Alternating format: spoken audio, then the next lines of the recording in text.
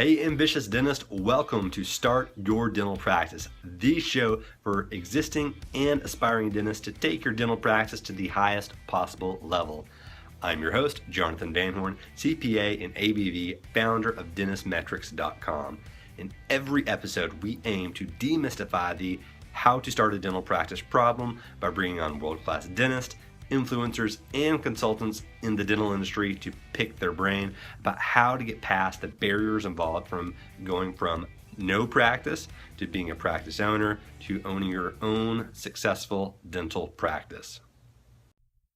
One of the best parts about running the Start Your Dental Practice podcast is all the really interesting opportunities that it's created for me, both personally as well as professionally. So I get emails and phone calls from listeners all the time, sharing their successes, failures, all the big things they want to accomplish. It's a really great feeling and an incredible honor to be able to get those emails, and it really helps me keep putting out great content.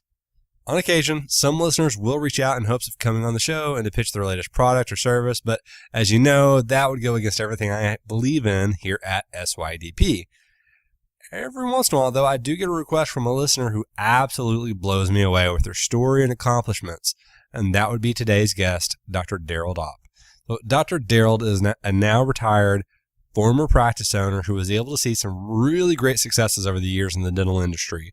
He now spends his time helping other dentists get to where they want to go. So in our chat today, we cover a lot of ground, mistakes he's made, things he did well, and why creating a family-friendly practice is one of the best things you can do. Here's just a few things you'll learn. The unbelievable story about how Dr. Darold went on to become a dentist, why searching for shortcuts can actually hurt your dental practice, and what to do instead, how Dr. Opp went from $500,000 in debt in 2010 to building a wildly successful practice, why making your office kid-friendly should be your number one priority, how being creative can really set you apart from your competition, and finally, how to go from $1.5 million a year in revenue upwards to $3.5 million a year in revenue in a few years. So there's a lot more in the episode, and at the end of the episode, you'll also learn how to get Dr. Darold's very super in-depth PowerPoint on how to build a successful practice. Now, here's my interview with Dr. Darold Opp. Hey guys, sorry for the interruption. Really quick announcement for you. And if you're going to be a dental practice owner, you know you're at some point going to have to get a dental practice loan, whether it's going to be to acquire a dental practice or it's going to be to start a startup dental practice. You're going to have to get a loan. And I'm really proud to say that a company that I've worked with personally dozens of times over the past few years is our first sponsor after 80 episodes of Start Your Dental Practice. And our first sponsor is Bank of America Practice Solutions. So whenever you're going to be getting a new loan, whenever you're going to get a loan for starting your dental practice or acquiring a dental practice, you really want to make sure that you have three things when it comes to that loan. Number one, you want a really great interest rate. Number two, you want to make sure that the company that you're speaking with has a lot of experience and can guide you through the best path to be able to become a practice owner through the loan process. And number three, you want to make sure that the terms associated with that loan are the most advantageous for you. And I'm really happy to say that all three of these things, Bank of America just knocks it out of the park for you. And they've got some really great new promotions that I'm not even sure if one of these that they've even announced anywhere else other than what I'm about to say to you on the Start Your Dental Practice podcast. So, SYDPers, here is the announcement for this. So, number one, interest rates. They've got a couple of really great promotions. The first one is on new acquisitions. The first year of that loan, 1.89% for a dental practice acquisition right now in the first year. That's crazy low. You never even hear of loans dipping below 3%. Nonetheless, less than 2% on that first year. And then after the first year, it's still super competitive compared to everybody else out there because Bank of America always comes in as either the lowest interest rate or one of the lowest interest rates of any banks that are out there. So that's the first part of that. Again, you want to make sure you have a great interest rate. Number two, you want to make sure that the company you're working with has a lot of dental practice experience. I don't know if any company out there in the world has more dental practice loan financing experience than Bank of America does. They're fantastic at it. Their reps are really good, and they're going to be able to tell you if the deal is going to be able to get done or if it's not going to be able to get done. So they don't waste your time at all, and they can help you understand the different nuances throughout that process. Fantastic.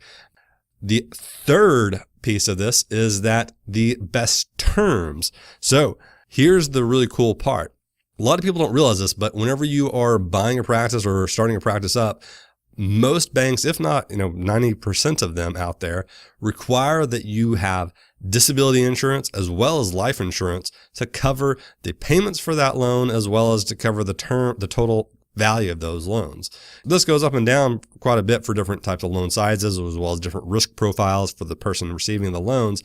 But let's call it $600 a month for those insurance rates. Very, kind of middle of the line for you. $600 a month you have to pay in addition to the loan to be able to have those insurances funded to be able to have that policy, to have that loan. Bank of America is getting rid of that completely. So you do not have to have that. If you think about that, that's $600 a month, that's $7,200 a year. Over 10 years, that's $72,000 you're going to save by going with Bank of America Practice Solutions. It's really no brainer. If you're going to have to get a loan, which you are going to have to do 100%, you may as well go with a company that has great interest rates, has great experience with the industry, and has the best terms out there in the market today. So if you're currently in the process of shopping loans, 100% give Bank of America Practice Solutions a try. And if you would mention that you came through the SYDP community, it would help out the podcast a lot and also allow us to give back to our very gracious sponsors. Again, this is an advertisement, a paid advertisement. If you go to them, I will, have more advertising revenue come to me. So if you enjoy the podcast, I would appreciate you helping out our sponsors. And if you are interested in that loan process, just text the word bank loan, one word, BANKLOAN, to 33444. Again, that's bank loan to 33444, and we will reach out to you. Thanks, guys. Hello, ambitious dentists. Today, I have with us a very special treat. Number one, this is going to be an audio-only podcast episode, but today I have with us Dr. Darold Opp. Dr. Darold was a practicing dentist for a long period of time. He is now happily retired, and Dr. Darold actually listens into the podcast, and he reached out to me through email and just sent me a very nice email. And he told just a little small snippet of his story. And I got to tell you, it's a great story. He also shared that he had spoken to a group of dentists and shared a PowerPoint presentation that he had presented to a group of people in Jamaica. And I looked through it and I immediately said, got to get this guy on the podcast. He gets it. He understands what it is and what it takes to have a very successful dental practice. And I asked him if he'd want to come on and just chat a little bit and share some of his insight and history of his successes and failures in the world of dentistry. And he very, very, to our benefit, agreed to do so. So Dr. Darold, thanks so much for coming on. Nice to be here, Jonathan. Thank you. So, I like to ask everyone this question to start off with, and we're going to try and get through this in 45 minutes, and I'm just kind of bursting at the seams with the questions I want to ask you. But just tell us your story. Tell us who Dr. Darold is. Well, as I was telling an individual today, my lifelong dream was I wanted to play baseball for the New York Yankees. And so I was a farm boy growing up, and my dad said, city boys play baseball, farm boys, they work. And work we did. I had three brothers, and we worked very hard, but we learned a great work ethic on the farm. But I never gave up my dream playing baseball. And one night, my mom opened up a Montgomery Ward catalog. That tells you how old I am. They don't exist anymore. And she pointed to this young man with a baseball uniform on, and she said, "What do you think?" I was 12 years old, and I said, yes, I'm finally going to play baseball. And she said, not really, not exactly. And I said, what do you mean, Mom? And she says, well, your older brothers need a bat boy on their baseball team, and I think you'd look very good in this uniform. And I thought, well, it's one step closer to what I want, to my dream. And I said, sure, I'll do it. So the first day, the first Sunday, I'm dressed up in this wool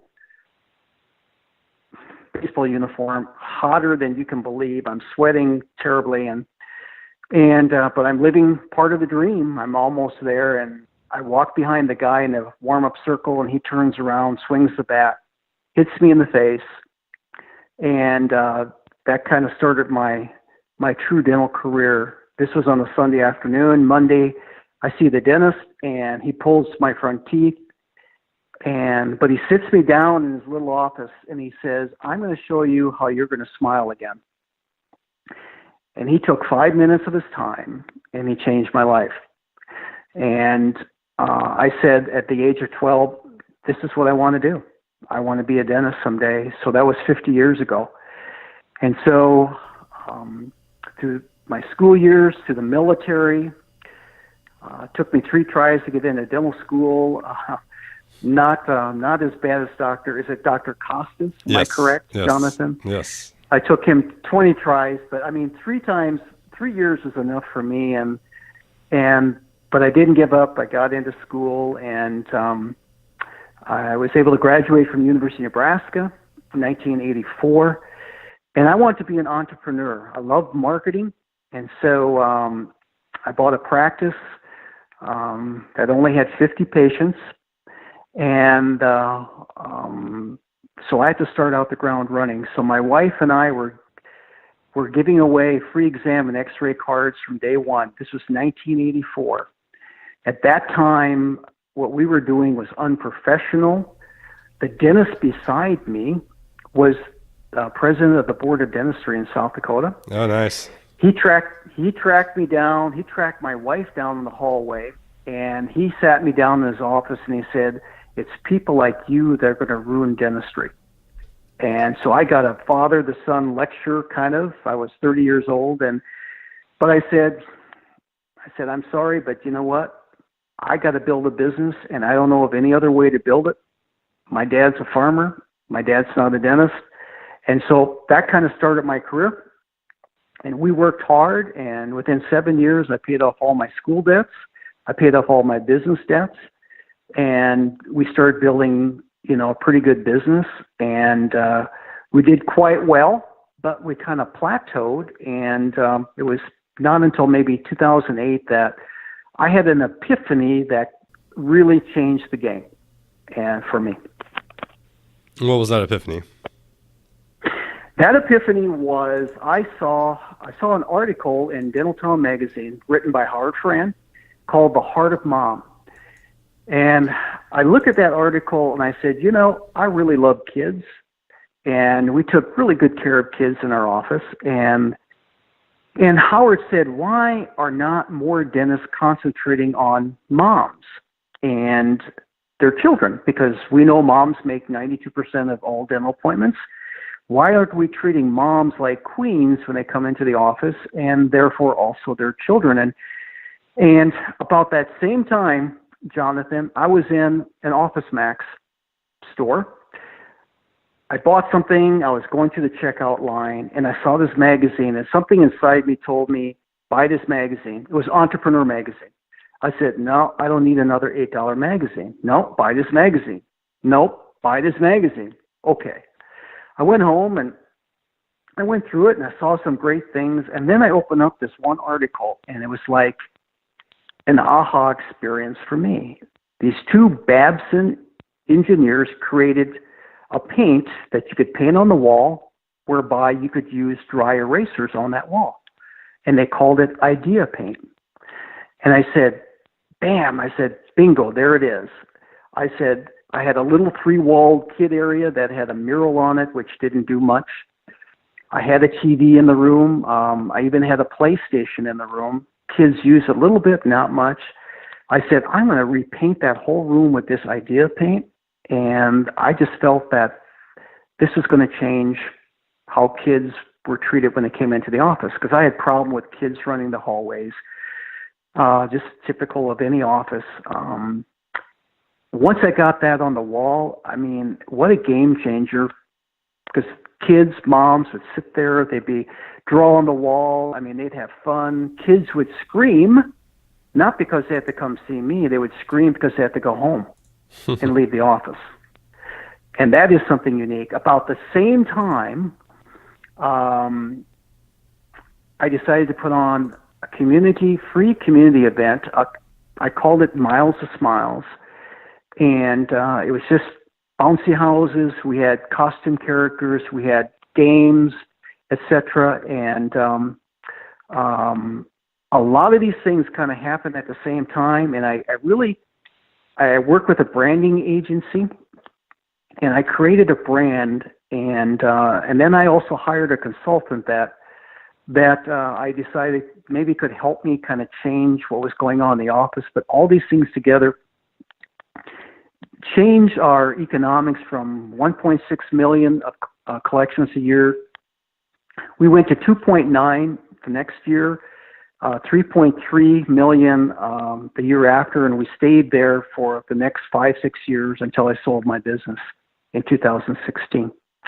But the Heart of Mom was the key. And if I can share anything with the listeners today, is please do not ignore moms and their children in the office, because it just was a game changer for us. Because we had, as I shared with you, Jonathan, at the peak in 2008, I didn't have any business debt. I didn't have any personal debt.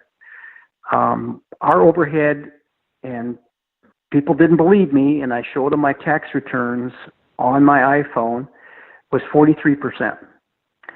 And so we were taking home a lot of money, and I had a 7-figure net income in rural America, in a community of 26,000 people with 17 other dentists. I had a net income of 7 figures in 2011, 12, 13, 14, 15, and 16 when I retired. That's amazing. So that's an amazing story, truly a success story that I hope everyone out there is listening in very intently. I'm sure there's a lot of people on the edge of their seats right now. So, as far as, the keys to get you up there and make that change, I mean, that sounds like one of these overnight success stories that takes 30 years to occur. And I personally believe that we learn just as much in the successes as we do in the what went wrongs categories. So do you have any words of wisdom of things that you tried that didn't work in that world? Because you're obviously very in tune with the business side of things. You understand the actual processes inside of the company, as well as what really drives a company, and we're going to talk about that in a little bit. But do you have any words of wisdom of what you tried and it wasn't such a smashing success? Well, one of my favorite books, Jonathan, is Failing Forward by John Maxwell. Because if I would have PhDs in failure, I have at least 2 or 3. One of the things I did in 1987, I was 3 years out of dental school. I hired Linda Miles, and Linda Miles is still a dental consultant in America. Is. But yep. I'll tell you the names that I've worked with. Okay, I've worked with Linda Miles, Sally McKenzie. I've worked with Greg Stanley, Jay Geyer, Woody Oakes, Tom Orant, Wendy Briggs, Vicki McManus. And the last consultant I had was Mike Abernathy. And all of these people are great, great people. And I learned from all of them, but I can tell you the consultants I had early in my career, a lot of it was not their fault. It was my fault. And I had the mindset, because I know, having listened to you interview prior people, it's all about mindset. And if you think you can't do it, there's two people, there's people that think they can and people that think they can't, and they're both right. And I believed in my mind that, I'm living in a small community. There's no way that I can accomplish what I eventually accomplished at the end of my career. and it was nobody's fault but my own. And unfortunately, I gave that same mindset to the people that I work with, my team. And as Zig Ziglar would say, it was stinking thinking. Mm-hmm. And that was the biggest problem. It was me, not so much my team. It was within me. And the wisdom that I would give is just that life didn't change for me until I ran into a major crisis in my life in basically 2009 or 10, where I had no other choice but to say, you know what, I need to get really, really serious, because I just kind of had been playing around through the first 25 years of my career. 1.6 million is okay, but I wasn't reaching my potential, and I was comfortable. Someone once said our faith goes to sleep in our comfort zone. And I think that's really, really true. And I can tell, having coached dentists, many of them are comfortable, and they do not want to make the changes that need to be done. And in 2009, when I had a life-changing event, I knew I needed help. I hired a consultant. I hired Greg Stanley. Andy Stanley, Greg's son, was my personal coach. And he said, in order for you to get where you want to go, here are some of the things that have to happen. And the first thing he told me, Jonathan, was one that made me very, very uncomfortable. He said, I can tell you that 80% of your team will not be here in 1 year, because they don't have the mindset that you need to accomplish the dreams that you have. And he said, are you prepared to have 8 of your 10 people leave by the end of the year?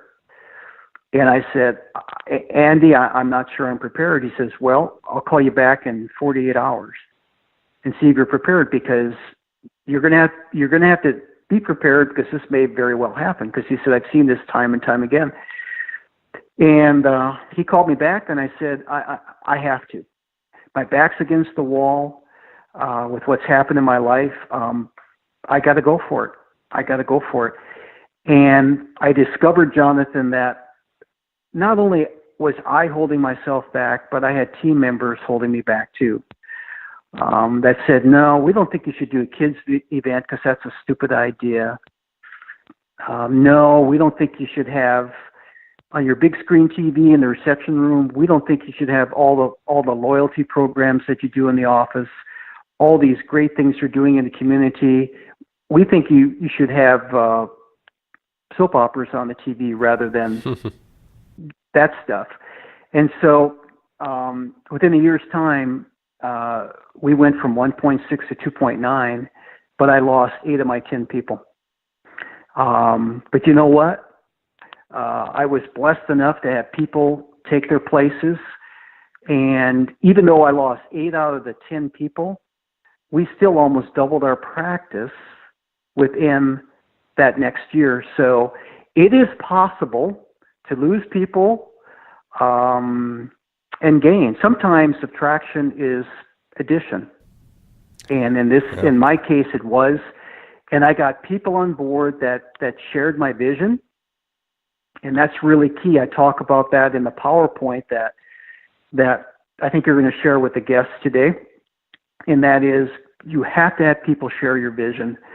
And sometimes it's hard when you buy a practice and there's people on board that don't share your vision, and it's hard to let them go. But it's one of the things that words of wisdom I'd share with people is be quick to fire and slow to hire. It's really critical. It really, really is. In a service-based environment, that is, the people that you have along with you are super important. So, and I want to talk to you about that as well. In the in the PowerPoint presentation, one of the points that you made was, it's a really old adage in business that they say, but kind of the guy from the CNBC show The Prophet, Marcus Lemonis, says that every business is made up of 3 categories. It's people, products, and processes, or you could say people, products, and service, or if you wanted to. Or you could even, say that it's, people, product / service, and then processes could be a part of it. There's different ways to do that. And like this was the slide. It's like slide 8 of 80 or something like that.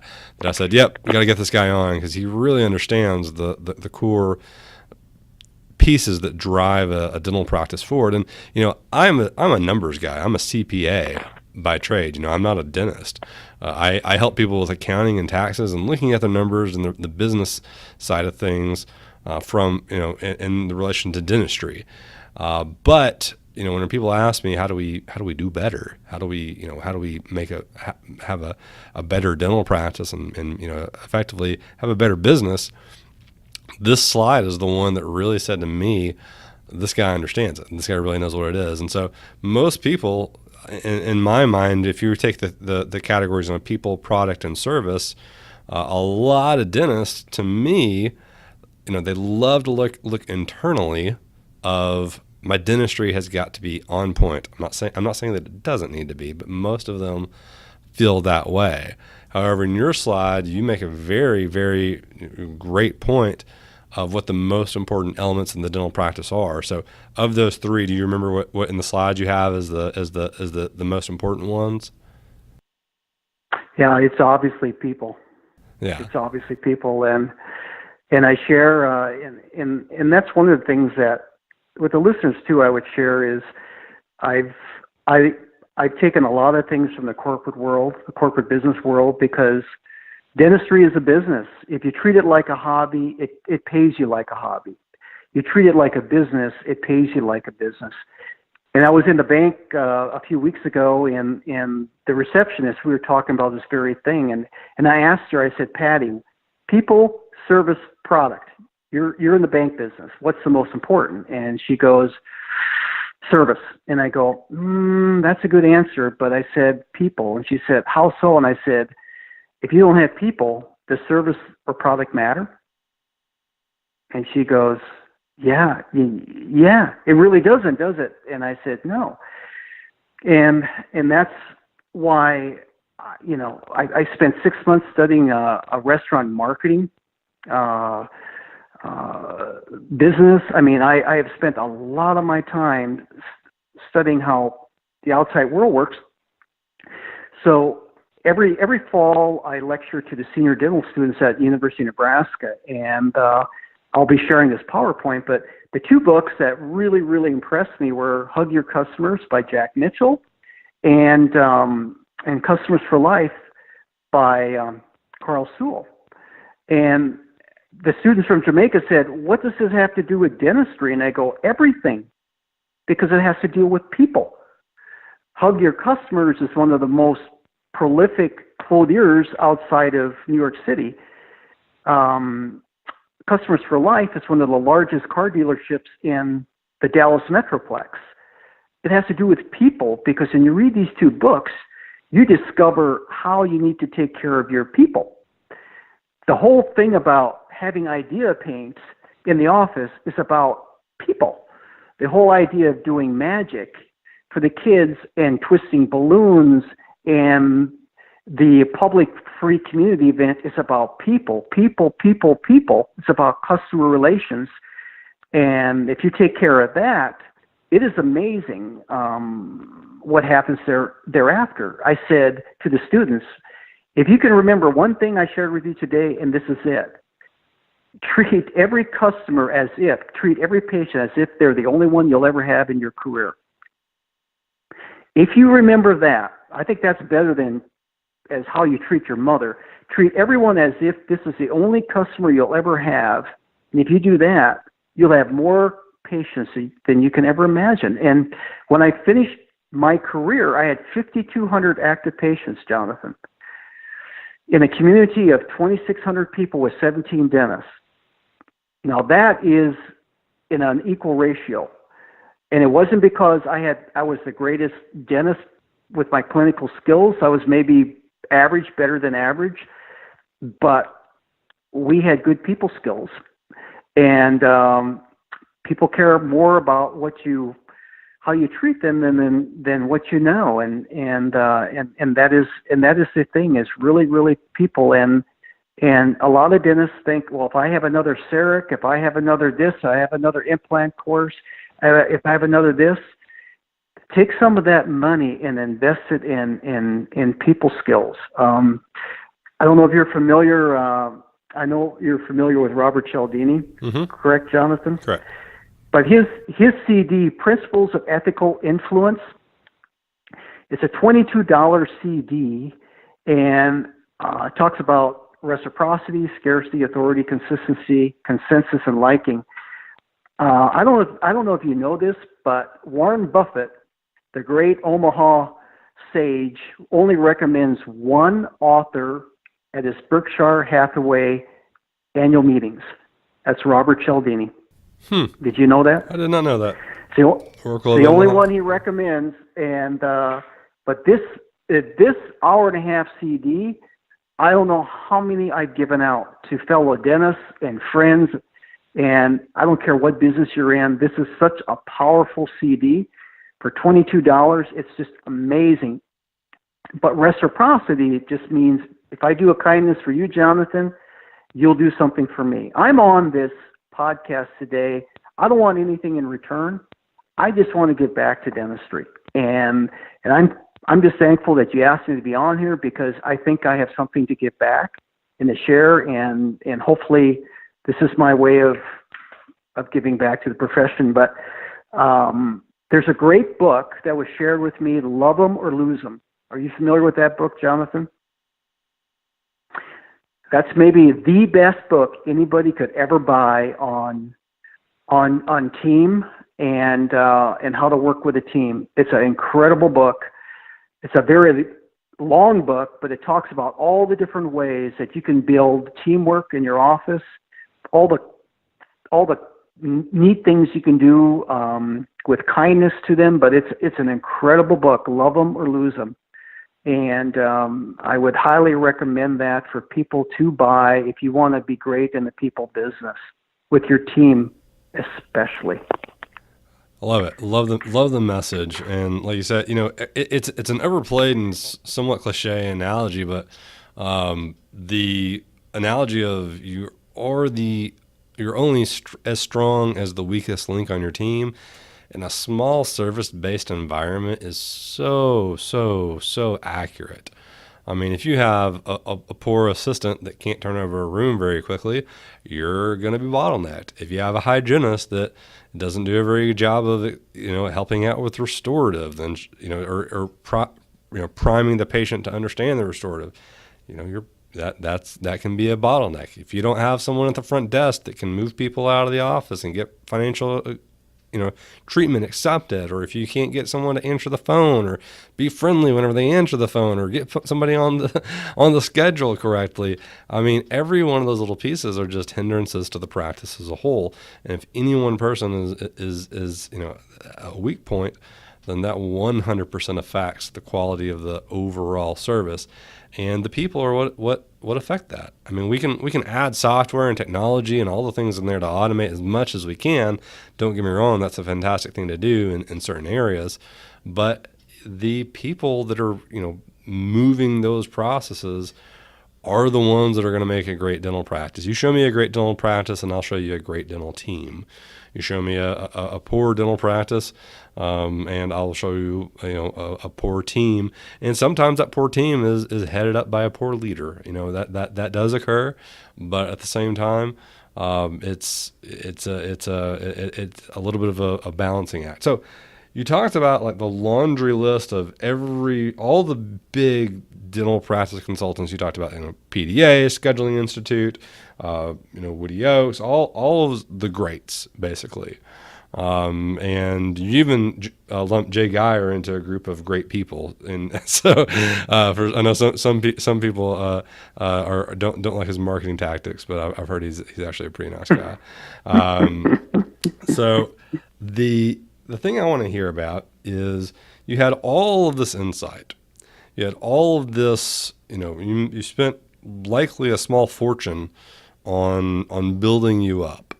And you're saying, and you stated the Heart of Mom article was something that kind of sets you over the edge. And you're obviously a well-read person. You obviously are a student of business, and you had a very high velocity uptick from the 1.4, 1.7, what you said it was, up to the 3 million mark.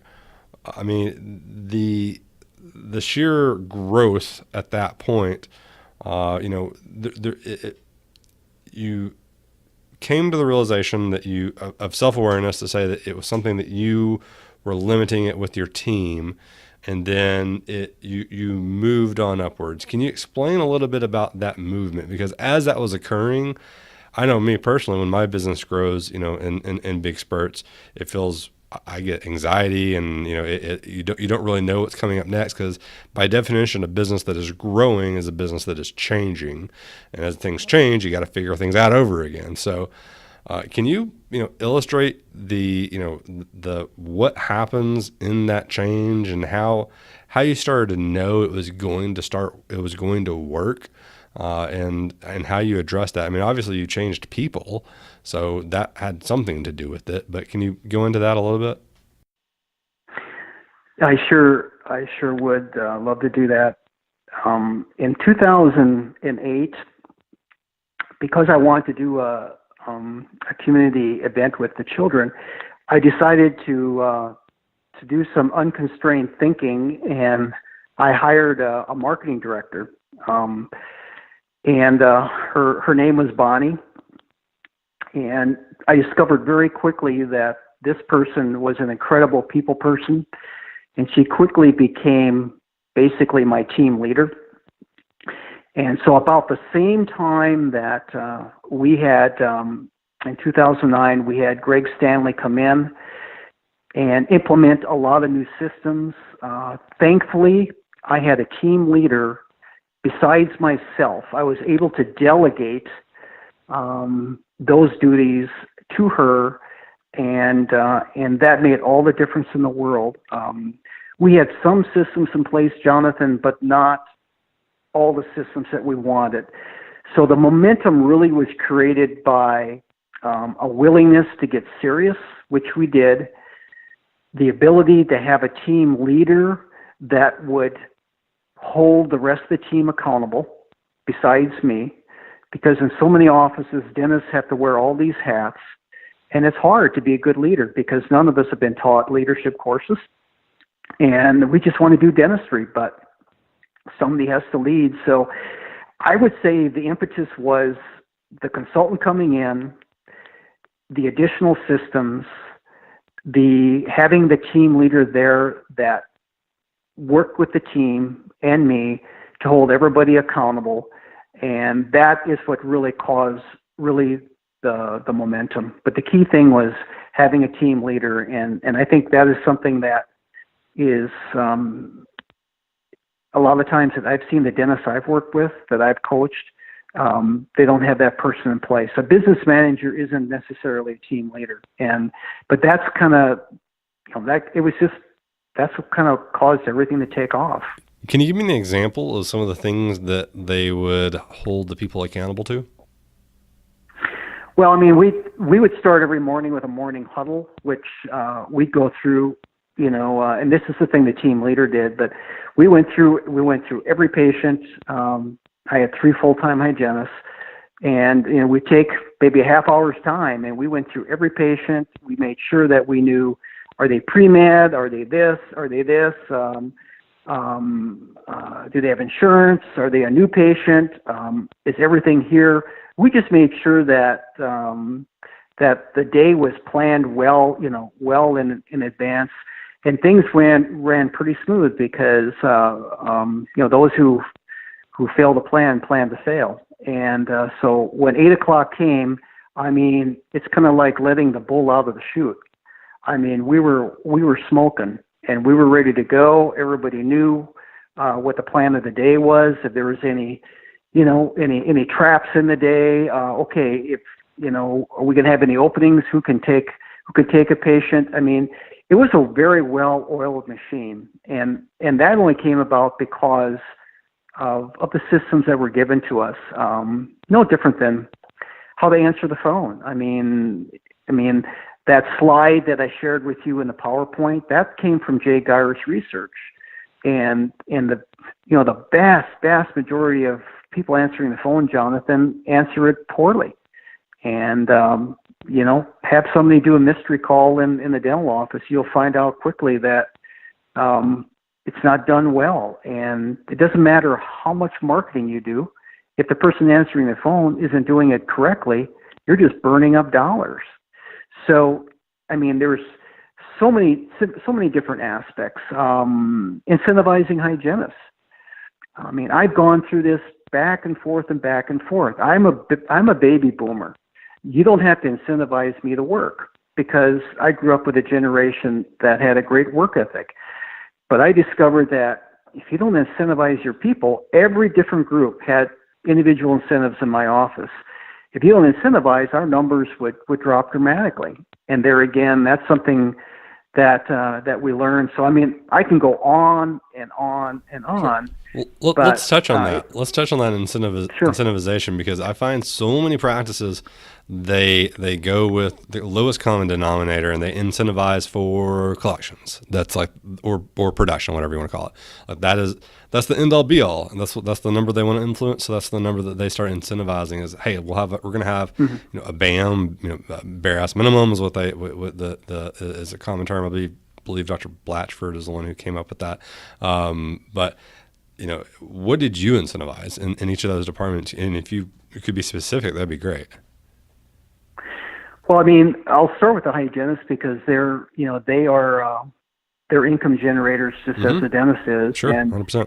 And there's a lot of different ways to incentivize. I just Winnie Briggs, Whitening for Life, very, very sharp lady, came in and I said, Wendy, help me. I mean, well, I've done the BAM, I've done the WHAM, I've done the SCAM. I'm just using acronyms here.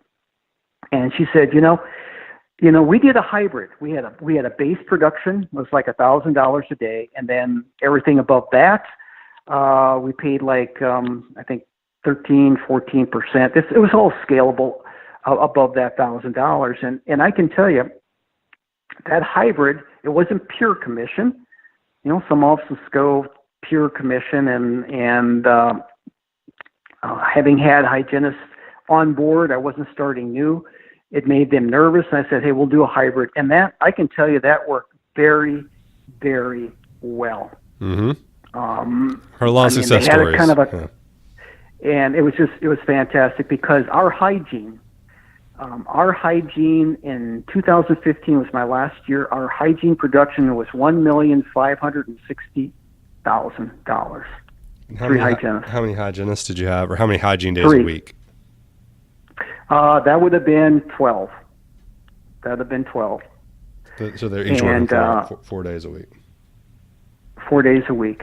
But that $520,000 a hygienist. So that's $100,000 a month in hygiene, or no, it's $50,000 a month, or something like that. 40. Yeah, and that's basically patient-wise. I mean, kids would be 30-minute appointments.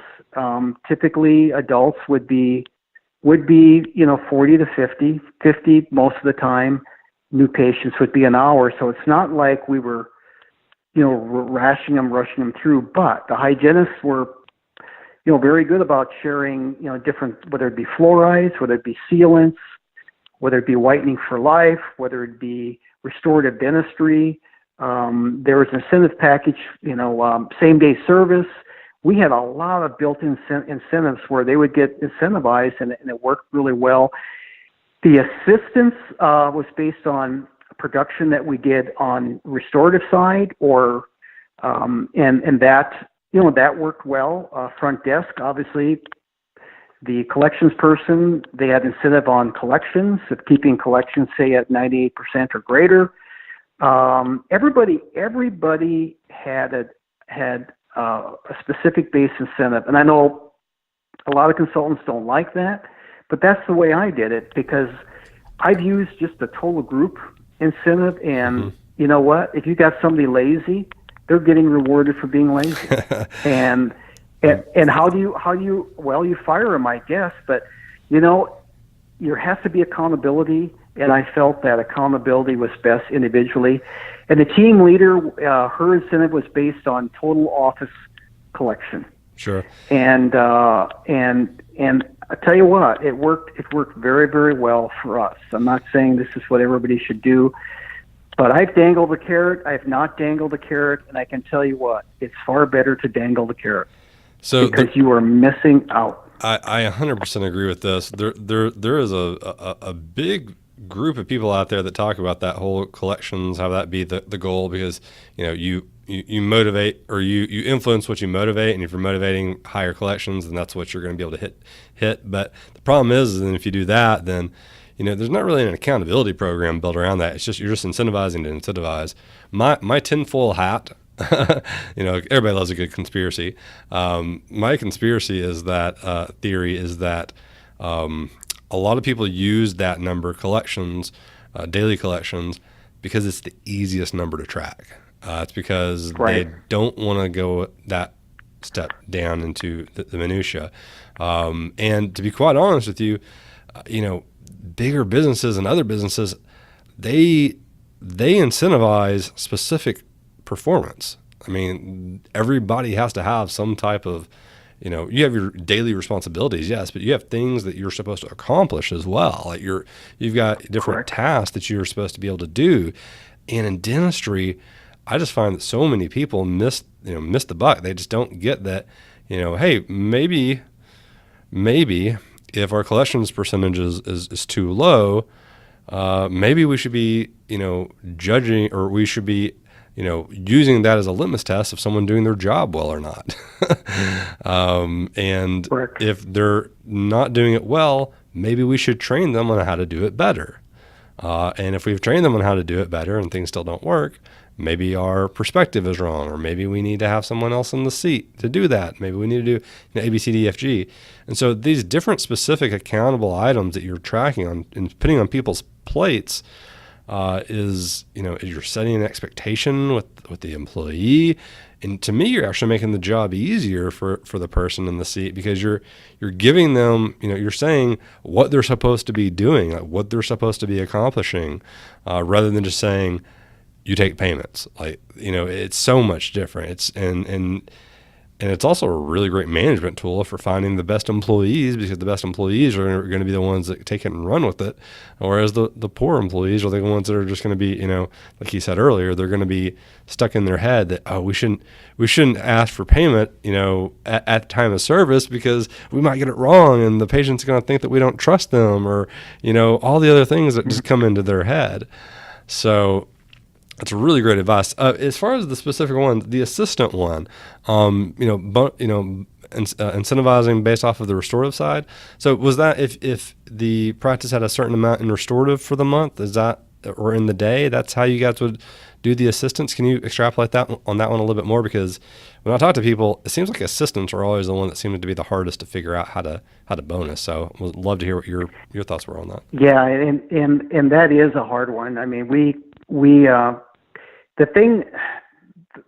the reason I just decided on production there is because, I mean, obviously, in a busy practice, I couldn't spend all the time that maybe I wanted to, with the patient. So the dental assistants, the one thing I'd share with the listeners today, I delegated to the letter of the law. Mm-hmm. And a lot of dentists, get so caught up in the ego that they're the only ones that can educate, and the only one that can, if the law allows the dental assistant to do X, Y, Z, let them do X, Y, Z. And I can tell you, if I'm a patient, I mean, surely I want to hear something from the dentist, but I can't tell you how many times I'd stand outside the operatory and I'd listen. And the minute I walked out, the patient would ask the assistant, what did the doctor say again? What do you think? What do you think I should do? I mean, and there is such a comfort level in the patient talking to, whether it be the assistant, their hygienist, or even the team leader, that I mean, I can tell you a lot of dentistry. I hate to use the word selling dentistry, but sure, yeah. The dental assistants maybe sold more dentistry than I ever did. because I got out of the way and let them do their job. And Mike Abernathy had a great story that he told about a young dentist that came out of school and started a practice in South Dallas, and his numbers were down, and he couldn't figure out what was going on. And the problem was he spent too much time in the room. He didn't let the assistant spend more time with the patient because he thought he had to do everything himself. And the minute he got out of his own way, production zoomed. So delegation, find out what the law is and let your people do what they can do to the letter of the law. Train them so they can do it. And the thing you'll get is you'll get very happy people because they believe that you trust them, that you're willing to let them make temporaries. You're willing to let them do this. You're willing. And I had more than one assistant tell me, thank you for trusting me. And happy people are people that make the office less stressful and make the office more profitable. And you got to learn the art of delegation. And but that's how we base it. And when assistants knew that, listen, my incentive is based on making sure these people make that appointment and not say, I'll wait till tomorrow, I'd get out of the room, and it was amazing what they accomplished. And I would just smile sometimes because they come back and say, you know what, that patient wasn't going to do that bridge until you got out of the room. I was the self-limiting factor sometimes. And the assistants kind of turned them around and said, I got it accomplished. And I said, job well done. So that's just 30-some years of experience talking. Yeah, I love it. And thanks so much for coming on and sharing all of the insight that you've had today. I know you mentioned multiple times you coach people. It's obvious that you have a passion for the industry, and I appreciate you giving back today. And it's been a really interesting interview. One thing that I always like to ask people before we go is, if you were starting over again today, if you're going to go start another practice today, would it be an acquisition or would it be a startup for you? What would you do? I would, if the opportunity is there, would be an acquisition without a doubt. Okay. Go ahead. And then after that, what, if it's an acquisition, going into it, what would be the big thing that you implement? The big thing would be I would look at is really the team. You have to sit down. If I would acquire a practice, I'd sit down with each person and literally would interview them and see if I would hire them or find somebody else. They have to share my vision, because if not, you're treading upstream. The team together, everyone achieves more acronym is really powerful, because it's all about people, and that's the advice I would share. I'm not against the startup, because listen, if the opportunity is there, that is great. But I'll tell you what, if you can come in and acquire practice, I sold my practice to two dentists, two female dentists. And I know they paid a lot of money for it, but I tell you what, when you can cash flow a practice in 2 years, basically 2-3 years pay for a multi-million-dollar practice, you can't do that in a startup. You really can't. 100% agree. 100% agree. So fantastic. Well, again, thank you so much for coming on. Is there anything that we didn't cover that you want to chime in with, or anything like that? I don't think, I just, I'll gladly give people my email if they want to reach out to me. I will gladly be able to help in whatever capacity. And it's just my name. It's just my name, Darold Opp, DAROLD OPP@gmail.com. Fantastic. And we'll have that in the show notes as well. So Dr. Darold, again, thank you so much for coming on. Really great interview. I really enjoyed it. And I know that a lot of people also enjoyed it. Guys, if you're listening out there in podcast world, in your car, and, on the, I think we had one person that talked about being in the shower, that listened to the podcast, mowing the yard, whatever it is you do. Do me a favor, reach out to Dr. Darold and say thank you for coming on the episode today and coming and sharing his story. So, Dr. Darold, thanks so much. I appreciate you coming on. Thanks, Jonathan. A very special thank you to Dr. Darold for coming on the show. I really enjoyed his approach on how to make your dental practice family friendly and think doing so can really help your practice out of time. Sometimes we get so caught up in our bottom line that we forget about truly serving our patients. And so as a bonus for today, Dr. Darold has shared his super in-depth PowerPoint on how to build a successful practice. There are over a dozen gems that I know you're going to find valuable. So to get that bonus, simply text practice to 33444. Again, that's practice to 33444, or visit startyourdentalpractice.com/bonus if you're outside of the U.S. You'll also receive updates on the latest episodes of Start Your Dental Practice, helpful tips for owning and running a practice, and promotional opportunities direct to your inbox.